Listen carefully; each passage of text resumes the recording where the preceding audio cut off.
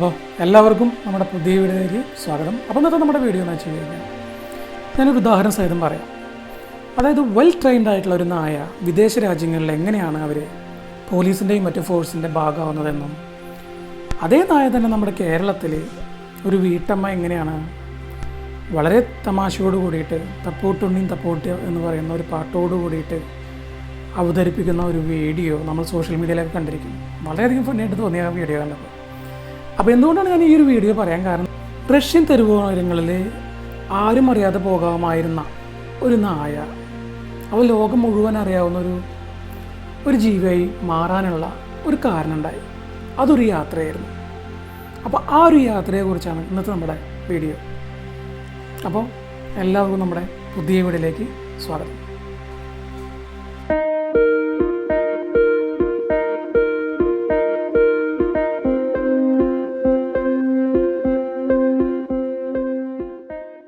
ആയിരത്തി 1950-60 ഈ ഒരു കാലഘട്ടത്തിനിടയിലാണ് പ്രത്യേകിച്ച് അമേരിക്കയും റഷ്യയും തമ്മിലുള്ള കോൾഡ് വാർ നടന്നുകൊണ്ടിരിക്കുന്ന ഒരു സമയത്താണ് സ്പേസ് റേസിന് വളരെയധികം പ്രാധാന്യത്തോടു കൂടിയുള്ള ഒരു തുടക്കം സംഭവിക്കുന്നത്.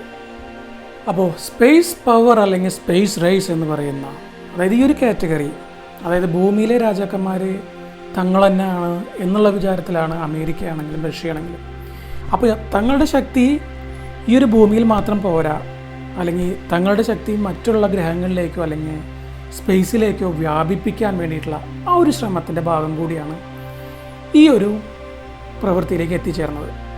അതായത് 1783 മോൺഗോൾഫിയർ ബ്രദേഴ്സ് തുടങ്ങിയ ചില പരീക്ഷണങ്ങളിലൂടെയാണ് ഈ ഒരു സ്പേസ് റേസിൻ്റെ തുടക്കമെന്നും നമുക്ക് പറയാവുന്നതാണ്. കാരണം അല്ലെങ്കിൽ ഈ ബ്രദേഴ്സ് ഹോട്ട് എയർ ബലൂൺ ഉണ്ടല്ലോ, അതായത് മുകളിലേക്ക് നമ്മൾ തീ വെച്ച് ഹോട്ട് എയർ നിർമ്മിച്ച് മുകളിലേക്ക് വിടുന്ന ആ ഒരു ബലൂണല്ലേ ആടുകൾ, അതുപോലെ തന്നെ താറാവുകൾ, അതുപോലെ തന്നെ കോഴികൾ, ഇത്തരം ജീവികളെയൊക്കെ ഹൈ ആൾട്ടിറ്റ്യൂഡ്, അതായത് ഏറ്റവും മുകളിലേക്ക് ഈ ഒരു ജീവിവർഗത്തെ കൊണ്ടുപോകുമ്പോൾ എന്ത് മാറ്റമാണ് സംഭവിക്കുക എന്നുള്ളൊരു പരീക്ഷണമാണ് ഈ ബ്രദേഴ്സ് ടെസ്റ്റ് ചെയ്തത്. അപ്പോൾ ആ ഒരു നൂറ്റാണ്ടിന് ശേഷം 1947-60 US തങ്ങളുടെ high altitude test German V2 rockets വെച്ചിട്ട് നടത്തുന്നത്. അപ്പോൾ ഇത്തരത്തിൽ അമേരിക്ക ഒരുപാട് ടെസ്റ്റുകൾ ഈ റോക്കറ്റ് വെച്ച് നടത്തിക്കൊണ്ടിരുന്നപ്പോൾ എന്ത് സംഭവിച്ചു എന്ന് വെച്ച് കഴിഞ്ഞാൽ, സ്വാഭാവികമായിട്ടും റോക്കറ്റുകൾക്കൊരു ക്ഷാമം വന്നു, റോക്കറ്റുകൾ കിട്ടാനില്ല എന്നായി. അപ്പോൾ അവർ വീണ്ടും ഈ ഹോട്ട് എയർ ബലൂൺ ടെസ്റ്റിലേക്ക് തിരിച്ചു വരികയാണ്. അപ്പോൾ അത്തരത്തിൽ അവർ ഈ ഈച്ചകൾ, അതുപോലെ ഗിനിപ്പന്നി, എലി, പൂച്ച, നായ, അങ്ങനെ ഒരുപാട് ജീവികളുടെ പരീക്ഷണം വീണ്ടും നടത്തുകയാണ് ഈ ഹൈ ആൾട്ടിറ്റ്യൂഡ് ടെസ്റ്റുകൾ. അത്തരത്തിൽ ടെസ്റ്റ് നടത്തി ഒരു വലിയൊരു നേട്ടം സംഭവിച്ചത് ആൽബർട്ട് 2 എന്ന് പറയുന്ന ഒരു കുരങ്ങനെ സ്പേസിലെത്തിച്ചിട്ടാണ്. അത് ജൂൺ മാസം 14, 1949 അത് സംഭവിച്ചത്. ആ ഒരു ചരിത്ര നേട്ടം അവർ നേടിയെടുത്തത്. അതായത് ഇത്തരം ഒരു നേട്ടം അമേരിക്ക കൈവരിച്ചു എന്നറിഞ്ഞ റഷ്യ അവർക്കും വാശിയായി, അവർക്കും എങ്ങനെയെങ്കിലും സ്പേസിലേക്ക് ഒരു ജീവിയെ എത്തിക്കുക എന്നുള്ളൊരു വളരെയധികം ആഗ്രഹവും അതിനുള്ള ശ്രമങ്ങളും നടന്നുകൊണ്ടിരിക്കുകയാണ്. അങ്ങനെയാണ് അവരെ ഏതെങ്കിലും ഒരു ജീവനെ എത്തിക്കുക എന്നുള്ളതിനേക്കാൾ അപ്പുറം അവരും കുറച്ച് ടെസ്റ്റുകളൊക്കെ നടത്തി. എങ്കിലും അവരുടെ മെയിൻ ഫോക്കസ് എന്ന് പറഞ്ഞാൽ ഒരു സെലക്റ്റഡ് എനിമൽ, അതായത് ഏതെങ്കിലും ഒരു മൃഗത്തെ നമ്മൾ ചൂസ് ചെയ്യുക. ഒരുപാട് മൃഗങ്ങളെ എത്തിക്കുക അല്ലെങ്കിൽ ശ്രമിക്കുന്നതിനേക്കാൾ കൂടുതൽ ഏതെങ്കിലും ഒരു മൃഗത്തെ തിരഞ്ഞെടുക്കുക എന്നുള്ള ഒരു പ്രോസസ്സിൻ്റെ ഭാഗമായിട്ടാണ് അവർ ലൈക്ക എന്ന പേരുള്ള ഈ ഒരു റഷ്യൻ തെരുവിൽ ജീവിച്ച ഈ ഒരു നായനെ തിരഞ്ഞെടുത്തത്. അപ്പോൾ നമ്മൾ നായ എന്ന് വിശേഷിപ്പിക്കുന്നുണ്ടെങ്കിൽ കൂടി ഇവളുടെ ജെൻഡർ എന്ന് വെച്ച് കഴിഞ്ഞാൽ ഫീമെയിലാണ്. എന്നാലും നമ്മൾ പറയുമ്പോൾ നായ എന്ന് പറയുന്നത് മാത്രമാണ്. അപ്പോൾ ആ ഒരു കൺഫ്യൂഷൻ്റെ ആവശ്യമില്ല കേട്ടോ. അപ്പോൾ റഷ്യൻ തെരുവോരങ്ങളിൽ നിന്ന് ശാസ്ത്രജ്ഞന്മാർ ലൈക്കയെ കണ്ടെത്തുന്നത് ഏകദേശം ഒരു 3 വയസ്സ് പ്രായമുള്ളപ്പോഴാണ്. അപ്പോൾ അവളെ തന്നെ കണ്ടെത്താനുള്ള ഒരു കാരണം എന്ന് വെച്ച് കഴിഞ്ഞാൽ, പൊതുവേ ഈ മെയിൽ ഡോഗ്സിനെ കമ്പയർ ചെയ്യുമ്പോൾ ഫീമെയിലായിട്ടുള്ള ഡോഗ്സിന് വളരെയധികം ക്ഷമയും അതുപോലെ തന്നെ സ്വഭാവത്തിൽ വളരെയധികം മാറ്റമുണ്ട്. അതാണ് ഒന്നാമത്തെ കാര്യം. പിന്നെ കമ്പാരിറ്റീവ്ലി മെയിലായിട്ടുള്ള ഡോഗ്സിനെ നോക്കുമ്പോൾ വെയിറ്റും വളരെയധികം കുറവാണ്. അപ്പോൾ നിങ്ങൾക്കറിയാം, ഒരു സ്പേസ് പ്രോഗ്രാം എന്ന് വെച്ച് കഴിഞ്ഞാൽ മാക്സിമം വെയിറ്റ് കുറച്ചിട്ടുള്ള ആ ഒരു പോയിൻ്റ് ഓഫ് വ്യൂവിലാണ് അവർ എല്ലാ കാര്യങ്ങളും ചെയ്യുന്നത്. അപ്പോൾ അത്തരത്തിൽ ചിന്തിക്കുമ്പോൾ ഫീമെയിൽ എന്നുള്ള ഈ ഡോഗ് വളരെയധികം വെയിറ്റ് കുറവാണ്. അപ്പോൾ ഈ ഒരു കാര്യം പറയുമ്പോൾ ഒരു അല്പം വേദന ഉളവാക്കുന്നതാണ്. സത്യം എന്താണെന്ന് വെച്ച് കഴിഞ്ഞാൽ റഷ്യൻ തെരുവോരങ്ങളിൽ ലൈക്ക അനുഭവിച്ച ആ ഒരു വേദനയേക്കാൾ അല്ലെങ്കിൽ ആ ഒരു യാതനയേക്കാൾ കൂടുതലായിരുന്നു ഈ ഒരു റഷ്യൻ സ്പേസ് പ്രോഗ്രാമിൻ്റെ ഭാഗമായി ചേർന്നതിന് ശേഷം.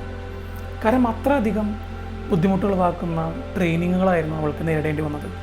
അപ്പോൾ ലൈക്കയ്ക്ക് ആദ്യമായി നേരിടേണ്ടി വരുന്ന പരീക്ഷണം എന്ന് പറഞ്ഞാൽ ഈ റോക്കറ്റിനകത്ത് വളരെ കൺജസ്റ്റഡ് ആയിട്ടുള്ള സ്പേസിലാണ് അവൾ യാത്ര ചെയ്യേണ്ടി വരുന്നത്. അപ്പോൾ അതുകൊണ്ട് തന്നെ ആ ഒരു സ്പേസിലേക്ക് ആദ്യമായിട്ട് കൊണ്ടുവയ്ക്കുമ്പോൾ അവൾക്കുണ്ടാകേണ്ടി വരുന്ന ഒരു മാനസിക വിഭ്രാന്തിയുണ്ട്. അത് ഇല്ലായ്മ ചെയ്യാൻ വേണ്ടിയിട്ട് ഇവർ ആദ്യം തന്നെ ഒരു വലിയ ക്യാബിനിൽ ഒരു 10 ദിവസം ഇവളെ ഇടുകയാണ്. അതിനുശേഷം വീണ്ടും ഒരു 10 ദിവസം കഴിഞ്ഞാൽ കുറച്ചുകൂടി ചെറിയ ക്യാബിനിൽ, അങ്ങനെ ഈ ക്യാബിൻ്റെ സൈസ് കുറച്ച് ഫൈനലി എങ്ങനെയാണോ ഈ സ്പേസ് പ്രോഗ്രാമിൻ്റെ ഭാഗമായിട്ട് അവൾ യാത്ര ചെയ്യേണ്ടി വരുന്ന ആ ഒരു ക്യാബിൻ്റെ സൈസ്, ആ സൈസിലേക്ക് എത്തിച്ച് ഇവളെ ആ ഒരു സ്പേസിൻ്റെ ഒരു വിഭ്രാന്തി ഒഴിവാക്കാൻ വേണ്ടിയിട്ട് ട്രെയിൻ ചെയ്തു. ലൈക്കയ്ക്ക് രണ്ടാമത് വന്ന ചലഞ്ച് അല്ലെങ്കിൽ രണ്ടാമത് വന്ന ട്രെയിനിങ് എന്ന് പറഞ്ഞാൽ ഒരുപാട് നേരം നിൽക്കേണ്ടി വരുന്ന ഒരു പ്രത്യേകതരം ട്രെയിനിങ് ആണ്. കാരണം എന്താ വെച്ച് കഴിഞ്ഞാൽ ഈ സ്പേസ് പ്രോഗ്രാമിൻ്റെ ഭാഗമായിട്ട് ഒരുപാട് നേരം നിൽക്കേണ്ടി വരും. അപ്പോൾ അതും വളരെയധികം കഠിനമായിട്ടുള്ളൊരു ട്രെയിനിങ് തന്നെയായിരുന്നു. അപ്പോൾ ലൈക്കയ്ക്ക് ലഭിച്ചുകൊണ്ടിരുന്ന ഇത്രയും അതികഠിനമായിട്ടുള്ള ഈ ഒരു പരിശീലനങ്ങൾക്കൊടുവിൽ, അതായത് 1951 മുതൽ 1956 വരെയുള്ള ആ ഒരു കാലയളവിൽ ഒരു 15ഓളം R1 റോക്കറ്റുകൾ അവർ ടെസ്റ്റ് നടത്തി. അതൊക്കെ ഈ റോക്കറ്റുകളിലെല്ലാം ചില നായകളെ ഉൾപ്പെടുത്തിയിട്ട് തന്നെയാണ് അവർ ടെസ്റ്റ് നടത്തിയത്. അപ്പോൾ സാധാരണ ഈ പറഞ്ഞ പോലെ പ്രഷർ സ്യൂട്ടും അതുപോലെ തന്നെ ഈ നായകൾക്ക് ധരിക്കാവുന്ന ഹെൽമെറ്റും ഇതൊക്കെ വെച്ചിട്ട് തന്നെയായിരുന്നു അവർ ടെസ്റ്റുകളൊക്കെ നടത്തിയത്. അതിൽ ചില റോക്കറ്റുകൾ ഏകദേശം 100 കിലോമീറ്ററുകളോളം എത്തി. അങ്ങനെ ഏറ്റവും ഹയസ്റ്റ് സ്കോർ എന്ന് പറയുന്നത് 110 കിലോമീറ്റർ, അതായത് സീ ലെവലിൽ നിന്നും 110 കിലോമീറ്റർ ദൂരമാണ് അവരുടെ ഏറ്റവും ഹയസ്റ്റ് ആയിട്ടുള്ള റോക്കറ്റ് ടെസ്റ്റ് നടന്നത്. ഈ മിഷൻ്റെ ഏറ്റവും അവസാന ടെസ്റ്റ് എന്ന് പറയാവുന്ന ആ ടെസ്റ്റിൽ എല്ലാ കാര്യങ്ങളും അവർ സെറ്റ് ചെയ്ത് നിൽക്കുമ്പോൾ എന്ത് സംഭവിച്ചു എന്ന് വെച്ച് കഴിഞ്ഞാൽ ഈ ടെസ്റ്റിന് വേണ്ടി നിയോഗിക്കപ്പെട്ട 2 നായകളുണ്ട്, അവർ ഓടിപ്പോയി. അങ്ങനെ ഈ വക എല്ലാ പരാക്രമങ്ങൾക്കും ഒടുവിൽ 1957 നവംബർ 3-ാം തീയതി അന്നാണ് ഈ ലോഞ്ചിങ് ഡേറ്റ്. അതായത് ഈ സ്പുട്നിക് 2 എന്ന് പറയുന്ന ഈ ഒരു പേടകവുമായി R7 റോക്കറ്റ് ലോഞ്ച് ചെയ്യാൻ പോവുകയാണ്. അപ്പോൾ ഇവർ ഈ ലോഞ്ചിങ്ങിനെ അല്ലെങ്കിൽ ഈ ഒരു സ്പേസ് പ്രോഗ്രാമിനെ അവർ പൊതുവെ വിളിക്കുന്നത് സൂയിസൈഡ് മിഷൻ എന്നും കൂടിയാണ് കേട്ടോ. കാരണം എന്താ വെച്ച് കഴിഞ്ഞാൽ ലൈക്ക എന്ന് പറയുന്ന ഈ ഒരു നായ ഈ ഭൂമിയുടെ ഓർബിറ്റിലേക്ക് പോയി കഴിഞ്ഞാൽ തിരിച്ചു വരാനുള്ള സൗകര്യങ്ങളില്ല. അതായത് ഇന്നത്തെ സാഹചര്യം പോലെയല്ല അന്ന്.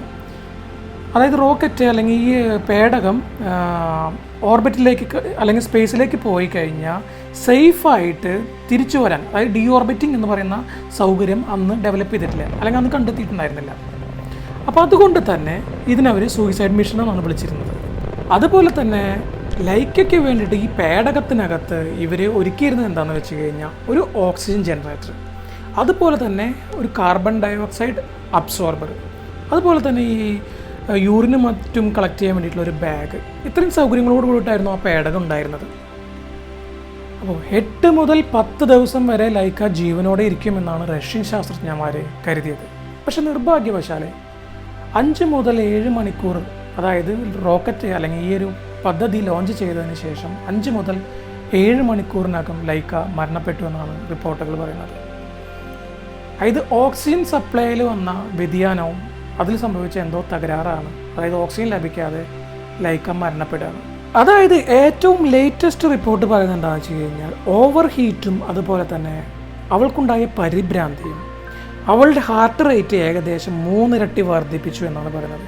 ഈ ഒരു കാരണങ്ങളൊക്കെയാണ് അവളെ മരണത്തിലേക്ക് നയിച്ചതെന്നാണ് ഏറ്റവും പുതിയൊരു റിപ്പോർട്ടും പറയുന്നത്. ഈ ഒരു പേടകത്തിന് സംഭവിച്ചത് ഒരൊറ്റ പ്രശ്നം മാത്രമല്ല, നിരവധി പ്രശ്നങ്ങളായിരുന്നു. അപ്പോൾ സെപ്പറേഷൻ സമയത്ത് താപനില വ്യവസ്ഥയ്ക്ക് സംഭവിച്ച തകരാറ് ഒന്ന്, രണ്ടാമത് അതിൻ്റെ ഇൻസുലേഷൻ ലൂസായത്, അത്തരത്തിൽ ഒരുപാട് പ്രശ്നങ്ങളുണ്ടായിരുന്നു എന്നാണ് ശാസ്ത്രജ്ഞന്മാർ പറയുന്നത്. അപ്പോൾ അതുമൂലം എന്ത് സംഭവിച്ചു എന്ന് വെച്ച് കഴിഞ്ഞാൽ ഈ ക്യാബിനകത്ത് അല്ലെങ്കിൽ ഈ പേടകത്തിനകത്തെ ചൂട് 40 ഡിഗ്രിക്ക് മുകളിലായി. അപ്പോൾ ഇത്തരത്തിൽ ദാരുണമായ ഒരു അന്ത്യമാണ് ലൈക്കയ്ക്ക് സംഭവിച്ചതെങ്കിൽ കൂടിയും ആദ്യമായിട്ട് ഭൂമിയുടെ ഓർബിറ്റിലെത്തുന്ന ജീവി എന്ന ഒരു പേര് ലൈക്കയ്ക്ക് ലഭിക്കും. അപ്പോൾ സ്പുട്നിക് 2 എന്ന് പറയുന്ന ഈ ഒരു പേടകം ഭൂമിയെ ഭ്രമണം ചെയ്യാൻ തുടങ്ങി. 1957 നവംബർ 10 വരെ അത് ഭൂമിയിലേക്ക് ഡാറ്റകൾ അയച്ചുകൊണ്ടേയിരുന്നു. അതിനുശേഷം അതിലെ ബാറ്ററി പ്രവർത്തനരഹിതമായതുകൊണ്ട് തന്നെ ആ ഒരു ഡാറ്റ ട്രാൻസ്ഫറിങ് അവിടെ നിലച്ചുപോയി. 1958 ഏപ്രിൽ 14 ഇതിൻ്റെ പ്രവർത്തനം പൂർണ്ണമായും നിലച്ചതുകൊണ്ട് തന്നെ അത് ഭൂമിയിലേക്ക് റീ എൻ്റർ ചെയ്യുകയാണ്. അതായത് ഭൂമി വന്ന് പതിക്കുകയാണ്. അങ്ങനെയാണ് ഈ സ്പുട്നിക് 2 എന്ന് പറയുന്ന ലൈക്ക എന്ന് പറയുന്ന ഈ ജീവിയുടെയും യാത്രയുടെ പര്യവസാനം അവിടെ സംഭവിക്കുകയാണ്. അപ്പോൾ ഈ ഒരു ചെറിയ വീഡിയോ എല്ലാവർക്കും ഇഷ്ടപ്പെട്ടു എന്ന് കരുതുന്നു. അപ്പോൾ കമൻറ്റ് ചെയ്യുക, സപ്പോർട്ട് ചെയ്യുക. അപ്പോൾ അടുത്തൊരു അടിപൊളി വീഡിയോ ആയിട്ട് നെക്സ്റ്റ് എപ്പിസോഡിൽ കാണാം. അപ്പോൾ ബൈ.